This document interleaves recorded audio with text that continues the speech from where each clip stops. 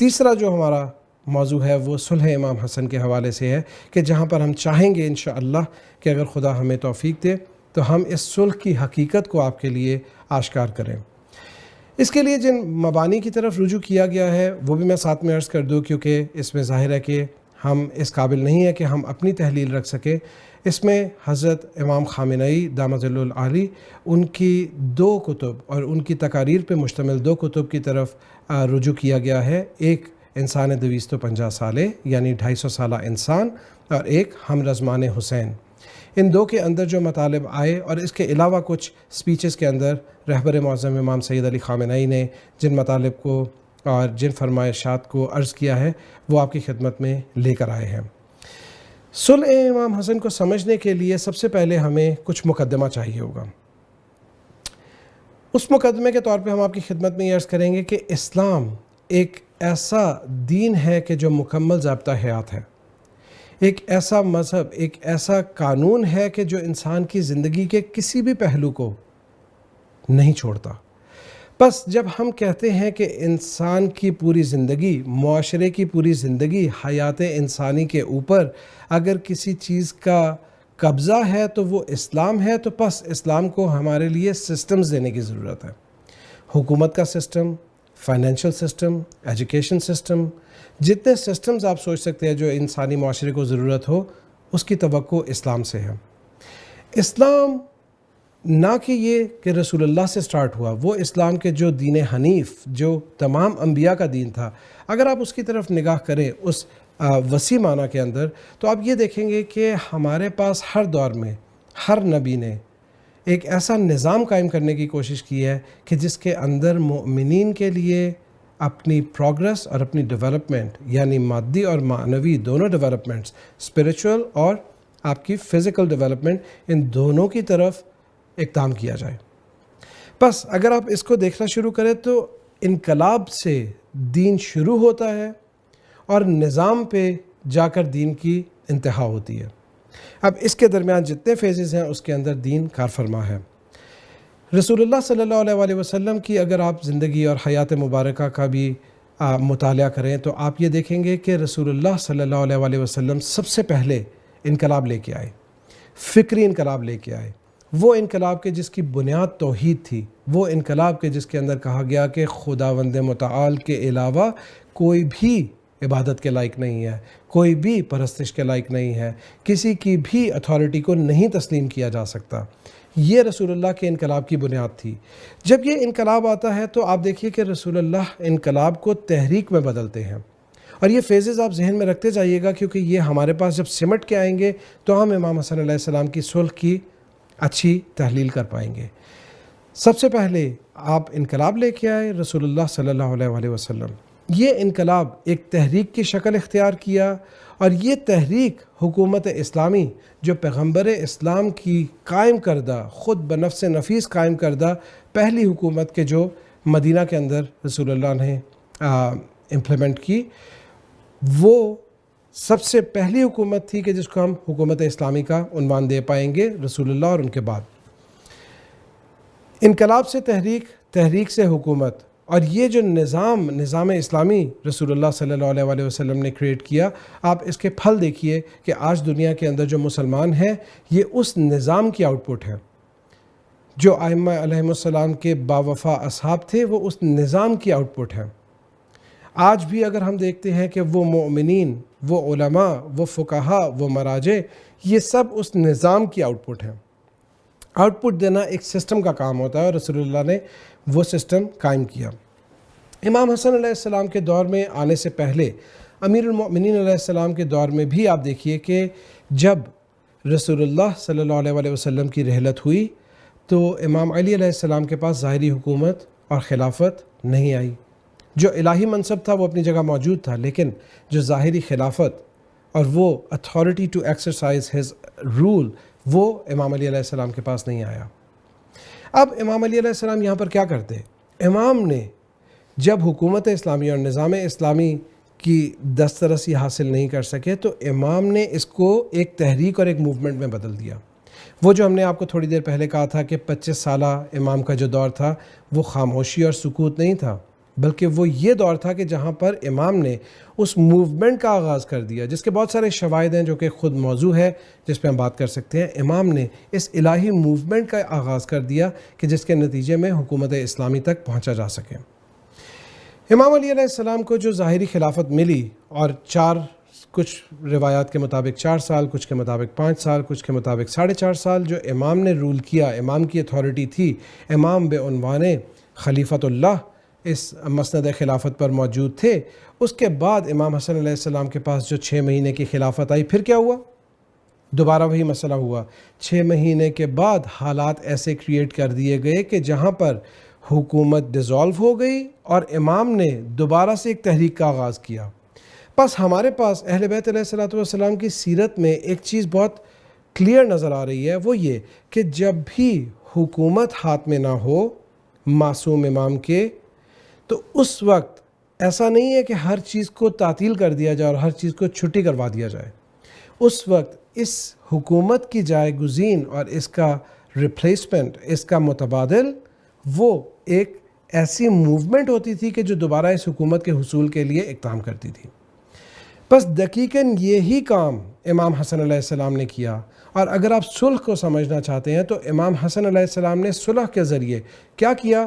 امام نے دیکھا کہ ظاہری ہمارے پاس موانع موجود ہیں کہ جو ظاہری خلافت اور امامت کی امپلیمنٹیشن نہیں ہونے دیں گے، تو اب دین کی تعطیل نہیں کی جا سکتی۔ امام نے یہاں پر دین کو ایک موومنٹ میں چینج کر دیا، امام نے اس کو ایک تحریک میں چینج کر دیا کہ جہاں پر اس تحریک کے مقاصد بھی ڈیفائنڈ تھے اور اس تحریک کی جو مسیر اور اس کا راستہ تھا وہ بھی ڈیفائنڈ تھا۔ بس یہ ایک سیرت ہمارے پاس ائمہ اطہار سے موجود ہے کہ جو نہ صرف 1 یا 2 اماموں کی زندگیوں میں ہمیں نظر آتی ہے، بلکہ کثرت سے باقی ائمہ کی زندگی میں بھی ایسے ہی نظر آتی ہے۔ جیسا کہ امام سجاد علیہ السلام نے اپنی تحریک چلائی، اپنی موومنٹ چلائی، امام باقر علیہ السلام نے اپنی تحریک اور موومنٹ چلائی، امام صادق علیہ السلام نے اور بقیہ اماموں نے بھی اپنی موومنٹ چلائی۔ یہ موومنٹ مختلف ادوار میں تھی، اس لیے اس کے خد و خال، شاید ظاہری خد و خال مختلف ہوں، لیکن اگر آپ اس کی تہ میں جا کے دیکھیں تو یہ سب موومنٹس وہ خدا کے دین کی اور خدا کے اس نظام اسلامی کی بالادستی کے لیے تھی۔ آپ دیکھیے کہ سب کے اندر ایک آپ کو کانسٹنٹ انڈیکیٹر ملے گا کہ جو اصل مقصد تھا اس موومنٹ کا وہ وہی تھا کہ جو حکومت اور نظام اسلامی کا ہوتا ہے، اس سے ڈیفرنٹ نہیں تھا۔ بس یہاں پر جو امام کی صلح جس کو نام دیا جاتا ہے، وہ ان شرائط کے انڈر قرار پائی۔ اس میں ہم تھوڑا سا تفصیل میں جانا چاہیں گے آپ کے ساتھ کہ کیا وہ عناصر تھے کہ جس کی وجہ سے امام کو صلح کی طرف جانا پڑا، کیونکہ آپ سب جانتے ہیں، تاریخی کتب میں بھی لکھا ہے اور بزرگان تو یقیناً اس سے آشنا ہیں، ہمارے جوانوں کے لیے بھی، یہ کہ امام حسن علیہ السلام نے امیر شام کے خلاف خروج کیا تھا، یعنی قیام کیا تھا اور مسلحانہ قیام کیا تھا۔ امام اس وقت امیر شام کے نظام کو، اس طاغوتی حکومت اور طاغوتی نظام کو تہہ تیغ کرنے کے لیے بلند ہوئے تھے۔ امام کا مقصد واضح ہے امام کے خطبات سے اور امام کی حرکت سے۔ اگر آپ امام کی موومنٹ کو دیکھیں تو امام فوج بنا کر، دستوں کے دستے لے کر معاویہ امیر شام کے خلاف کھڑے ہوئے۔ کیوں؟ کیونکہ یہ وہ حکومت تھی کہ جو لوگوں پر ظلم کر رہی تھی، یہ وہ حکومت تھی اور نظام تھا جو لوگوں کے حق کو پامال کر رہا تھا، جو دین خدا کو پامال کر رہا تھا، یہ دین خدا کی دھجیاں اڑا رہا تھا، اور امام نے یہاں پر اپنے وظیفے کو سمجھتے ہوئے قیام کیا اور قیام کے لیے نکلے۔ اچھا، جب قیام کے لیے نکلے اور بہت بڑی فوج لے کے نکلے تو پھر کیا ہوا؟ یہاں پر تاریخ کا مطالعہ کیا جائے تو امام کے کچھ روایات کے مطابق اور کچھ تواریخ کے مطابق 17 کمانڈرز بک گئے۔ کس کے ہاتھوں بک گئے؟ امیر شام اور اس کے نمائندوں کے ہاتھوں بک گئے۔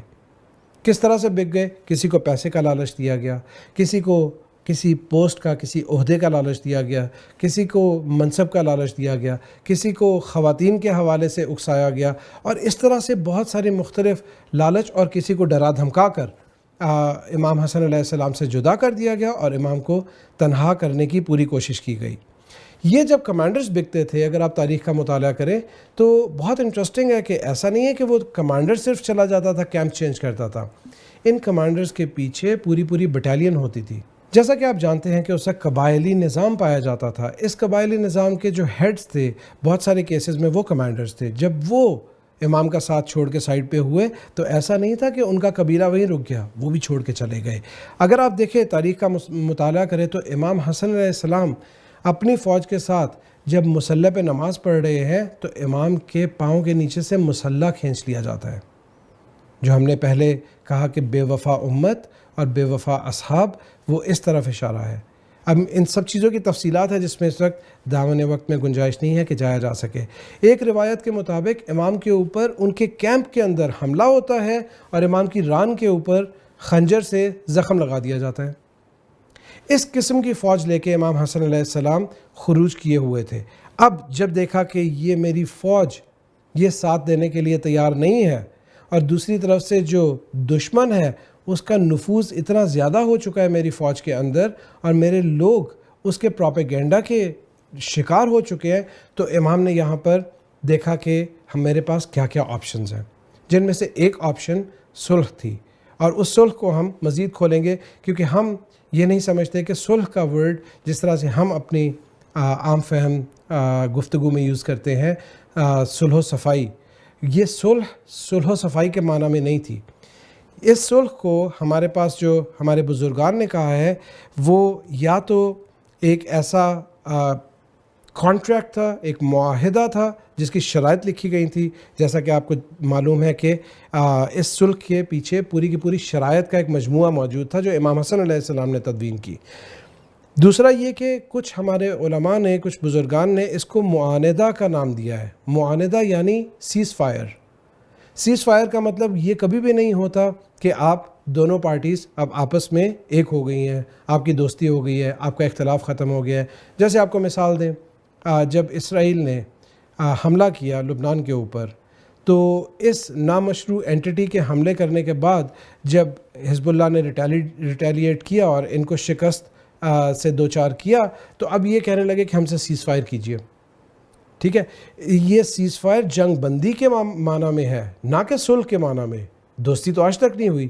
بالکل اسی طرح جیسے آپ دیکھ رہے ہیں کہ جب سعودی عرب نے یمن کے اوپر حملے کیے، حملوں کے بعد حملے کیے، ان کو میزائل ان کے اوپر گرائے، بامبنگ کی ان کی امریکہ کی ایما کے اوپر، تو اس وقت کیا ہوا یہ کہ 6 سال سے کانسٹنٹلی اسٹرگلنگ یمنیز ریزسٹ کرتے رہے، اور اب جب یمنیز نے ریٹیلیٹ کرنا شروع کیا ہے، جب آپ کے مین اسٹریم میڈیا کو بھی ہوش آئی ہے اور وہ ان کے حملوں کو دکھا رہا ہے، اس وقت اب آ کے سعودی عرب کیا کہہ رہا ہے کہ ہم سے جنگ بندی کیجئے، سیز فائر کیجئے۔ بس سیز فائر کا مطلب دوستی نہیں ہوتا، سیز فائر کا مطلب یہ نہیں ہوتا کہ آپ کا اختلاف ختم ہو گیا ہے۔ جو بھی یہ تفسیر کرتا ہے امام حسن علیہ السلام کی صلح سے کہ یہ جنگ بندی نہیں بلکہ ایک صلح و صفائی تھی، وہ غلط تفسیر کرتا ہے۔ اور کچھ اہل سنت علماء نے اور کچھ روشن فکروں نے بالآخر یہ تفسیر کی ہے انفارچونیٹلی، جہاں پہ انہوں نے کہا کہ بھائی جب امام حسن علیہ السلام نے امیر معاویہ سے صلح کر لی تو آپ کو کیا مشکل ہے؟ تو یہ ان لوگوں کے لیے جواب ہے کہ وہ صلح اس معنی میں نہیں ہے کہ جس معنی میں آپ کہہ رہے ہیں، ایک معاہدہ تھا یا ایک معاندہ تھا۔ معاندہ یعنی سیز فائر۔ تو ہم یہاں پر آپ کی خدمت میں عرض یہ کر رہے تھے کہ جو امام کی صلح ہے اس کا ایک پورا سیاق ہے۔ جب امام نے دیکھا کہ معاویہ کا ایک پلان ہے اور دوسری طرف امام نے دیکھا کہ امام کے جو اصحاب تھے، امام کی فوج تھی، اس کا ایک پلان ہے، تو امام علیہ السلام کتاب احتجاج میں فرماتے ہیں کہ میں نے جب ان دونوں پلانز کو دیکھا تو مجھے معاویہ کا پلان اختیار کرنا بہتر لگا۔ کیوں؟ کیونکہ جو امام کی فوج کا پلان تھا وہ یہ تھا کہ امام حسن ابن علی کو کیپچر کر کے معاویہ کے حوالے کر دیا جائے۔ یہ امام کی فوج کا پلان تھا۔ امام نے خروج کیا ہوا ہے، امام جنگ کے لیے جا رہے ہیں، امام نے اپنے آپ کو مسلح کیا ہوا ہے، امام کے ساتھ ان کے باوفا اصحاب موجود ہیں، اور یہ منافقین جو امام کے رینکس میں تھے یہ کیا پلان بنائے بیٹھے تھے کہ ان کو کیپچر کر کے معاویہ کے حوالے کر دیں۔ آپ بتائیے کہ اس سلسلے میں جب نوبت یہاں تک پہنچ جائے تو پھر ایک معصوم امام کیا کرے گا؟ ایک معصوم امام ظاہر ہے کہ راہ حل تلاش کرے گا۔